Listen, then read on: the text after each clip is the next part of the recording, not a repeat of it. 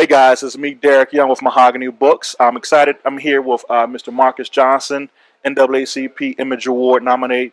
Let me get this right. NAACP Image Award nominated jazz pianist and keyboardist, as well as an author of this great book, Here for the Love of. Fantastic book. I mean, I was going through it earlier, and some of these chapters, as a business owner, I'm reading for myself because it works to help kind of keep me centered and focused, especially the part about resting, laughing, things that all business owners understand you need to have when you're dealing with running your own business.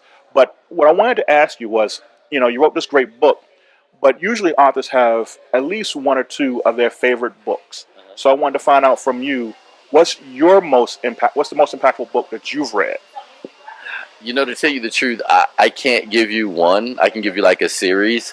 Some of them are things like, the autobiography of Malcolm X, and seeing the transformation of a man and seeing the full potential of a man. I think that's the most that you can see there.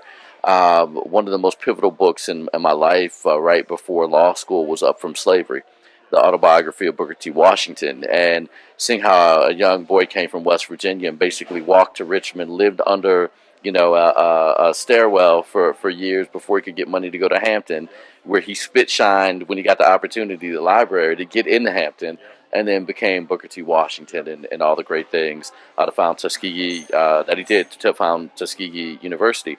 But then, on the business side of things, there are so many. Napoleon Hill's Think and Grow Rich. However, the more important book and engaging book by Napoleon Hill was released just a few years ago, and he was made to promise his family that he would not release it until after they were all dead, called Outwitting the Devil. And that is one that you can get on. You can get the audiobook like on at least the interview part of it on online. And you hear this engagement of a man with the devil in 1938, and how eerily similar it is to today. And then on to Stephen Covey's whole 7 Habits, of highly effective everything. So I've read Highly Effective People. I'm in the midst of reading Highly Effective Families. I've read The Leader in Me. I've read 7 Habits of Happy Kids, and what I've learned and what I've learned, and I laugh sometimes when I hear his analogies using things like airplanes and destinations, is the whole idea of principles, and how when you live life based on principles and not emotions, you're able to navigate your way out of things. If you're scared and you're in the airplane, there's going to be some problems. That's why they say, you drown when you panic. Right. Yeah. But when you stick to the principles of floating, or treading water, or taking one step at a time out of this bad whatever relationship or situation or environment, holding on to those principles allows you to actually be effective in reaching your goals and destinations and having an impact on the soul of the world. Yeah. I think we have a train going by right now, but I think those are some really good points. And as I was thinking back to your first 2 books, talking about Malcolm X and Booker T. Washington, those are really kind of similar to the Steve Covey books. Yeah. Because it's the principle of understanding your goal, remaining calm, and working through whatever obstacles you have in front of you. The autobiography, the autobiography of Malcolm X is a really good business book. Mm-hmm. If you really think about, he's like, well, if you want to be successful, look at other people who are successful and copy them. I mean, that's the whole idea of competitor analysis. You can have these big Peter Drucker-esque, management, Harvard management kind of theories to success. But at the end of the day, it gets down to, even our current president using words like big. It's a big problem. That's a bad guy.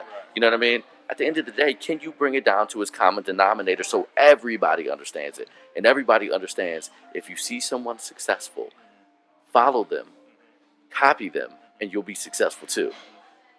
Duh. But we don't do that in the autobiography. Yeah. It's that simple. It's that simple. Okay. So one last question. We asked this of all the authors that we've interviewed. And basically the question is, what to you Why to you do Black books matter? What's perspective? You know, and you go from the perspective of all books matter, but the reason that Black books matter is for that last L in the whole living, loving, learning, and legacy, because it's how we pass on our legacy. We forget to document it. Some of it's passed down verbally, but that can be knocked out. But if you actually sit and take time to write and document, I tell people, if it's not written down, it's a dream. So all these great ideas that we have, and we have so much to contribute to every kind of thought, from a pedagogical study in music to actual, marketing and to psychology, child psychology, family psychology, and some of the things that have allowed us to transcend and come out of slavery into, a post slavery / post Jim Crow / I would even say post desegregation kind of world, and still survive. To be able to, look at all the stuff on TV about, especially African American men, about how you have a death sentence, how you're doomed to be this way or that way, and you should be disappointed in yourself when you look in the mirror. Well, when you have a legacy and you write about the legacies of people like myself, oh, wait, we can go to law school? Yeah, you can. And you can go to a better one than I did. I went to a top 10 school, but you can go to number one.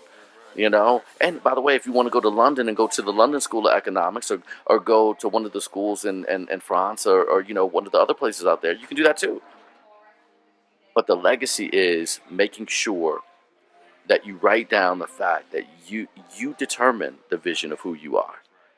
That's where Black books matter the most. Clear images. My daughter right now, I read with her Grace for President. And we go through this whole cycle of, the little black girl wanting to run for president of her student class, and then running against the little white boy. And, he's the best man for the job. She's running on being the best person. And at the end, even though there are more boys than girls, Thomas Cobb thought he had it because all the boys were going to vote for him. And the one last guy voted for her and the Electoral College, right? And she was like, well, why did you vote for me, by the way? And he's like, because you were the best person for the job.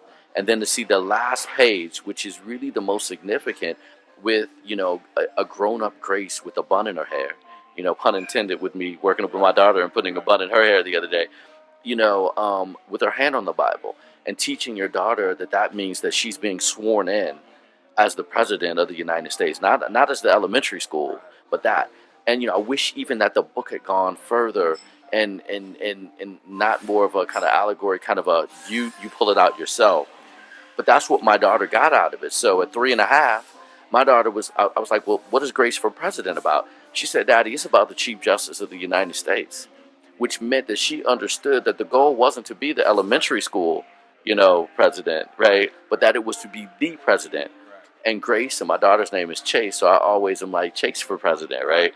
And she gets this big smile on her face. That legacy, those images that we put out there, allow our kids and for other people to see into our culture. And it legitimizes, it's a de facto legitimization process. We have to take care of nurturing and promoting and disseminating information about our legacy and who we are. It's our responsibility. I mean, that's it. Wow, I'm excited. Black books matter. Mahogany Books, Marcus Johnson. What else can I say? Thanks so much, man. Appreciate it. Thank you for what you're doing. Thank you. All right.